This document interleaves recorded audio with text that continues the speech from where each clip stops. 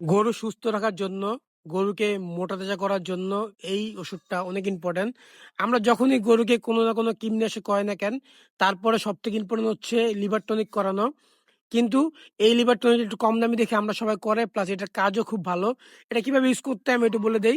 এটার ভিতরে আপনার 100 ml এর মতো আছে। মানে এটা দিয়ে আপনি প্রায় 7টা 8টা গরুর মতো করাইতে পারবেন। যেমন আমাদের এই বড় গরুটাকে আমরা 20 ml করাই, ছোটগুলোকে 15 করে দেই। আর এর থেকে যদি ছোট হয় তাহলে 10 দিতে পারি। আর সব থেকে মেন কথা হচ্ছে যে এই লিভার টনিকটা করানোর পর অথবা যে কোনো ইনজেকশন দেওয়ার পর আমার মতে গরুকে গোসল দেওয়াটা খুব জরুরি। কারণ গরু ইনজেকশন দেওয়ার সময় অনেক বেশি লাফালাফি করে, প্লাস অনেক ইনজেকশন আছে যেগুলো গরুর বডিতে যাওয়ার পর গরুর বডিটা অনেক হিট হয়ে যায়। এই জন্য হিটটা কমানোর জন্য গোসল করাটা ইম্পর্টেন্ট। এটা আমি মনে করি। আমি সবসময় ইভেন আমি যদি কোনো কৃমি ওষুধ খাওয়াই তারপরে আমি গরুকে গোসল দেই। এটা মেন কারণ হচ্ছে ওদেরকে একটু স্ট্রেস ফ্রি রাখা, নর্মাল রাখা।